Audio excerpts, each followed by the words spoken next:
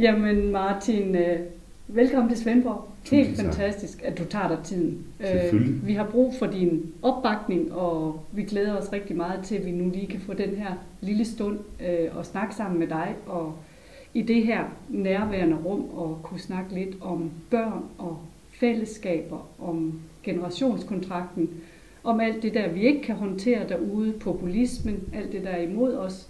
Først og fremmest tak, fordi jeg må være her i Svendborg i dag, som jo er en af landets dejligste og smukkeste kommuner. Og jeg synes, I har fat i det, jeg nok synes er det vigtigste velfærdstema af alle i de her år.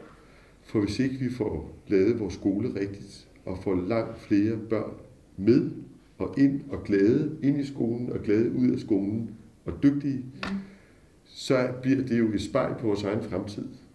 Hvis vi fortsætter med næsten hver femte, der har ufrivilligt skolefravær, og så mange børn, der tydeligvis ikke trives. Og jeg er helt på linje, Annette, at det der pisse dobbelt opdragelse, det kan vi ikke bruge til særlig meget.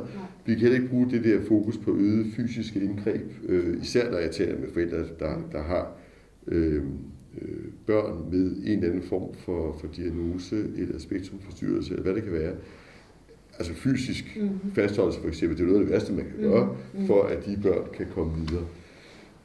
Så der er et kæmpe ansvar, og vi må jo være ærlige at sige, at nogle af os, der var med til at lave den folkeskolereform for 10 år siden, det er nok den største politiske fejltagelse, jeg har været med til at lave, og at der er et kæmpe oprydningsarbejde i det.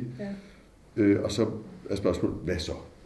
Og det med at have fat i både at løfte daginstitutioner, folkeskole og fritid, civilsamfund på én gang. Det tror jeg er vigtigt. Det kan kommunerne ikke alene.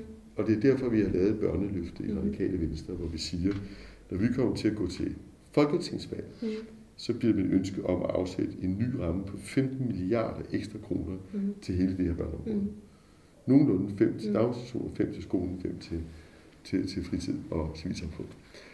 Og det gør vi jo altså, fordi at vi har simpelthen siddet og regnet ud, hvad skal til for at kunne tilbyde 2-lærerordninger, for eksempel. Det kan jo godt være, at det ikke er det, man skal gøre. Det kan være, at man hellere skal have en lavere quotient eller noget andet mod. Det ved I bedre, end jeg gør. Men vi bliver nødt til at løfte det, også for at kunne få flere uddannede lærere, der har lyst til at søge jobsene og være der. Det svarer altså til i Svendborg ca. 130 millioner kroner, hvis man gennemfører det på landsplan, vil I få i den størrelsesorden, hvis jeg husker rigtigt. Ja, 125 millioner har vi regnet ud til, så det passer jo meget godt. Og det er altså ret mange penge, som man kan ret meget for i Svendborg, men det er ikke for meget. For det er det tal, du lige sagde før, jo lige vist, at behovet er der. Vores generationskontrakt er jo en kontrakt. Og det er den, fordi at selvom vi hurtigt kan blive enige om, og det kan vi meget lidt, at vi har brug for at investere mere i at få folks ressourcer fremkaldt, om man så må sige. Og også den grønne omstilling. Der har vi jo et ret vildt forslag om en fuld grøn omstilling af Danmark på 5 år, men som vi har regnet på, og som er en vanvittig god investering over de 10 år, som det tager.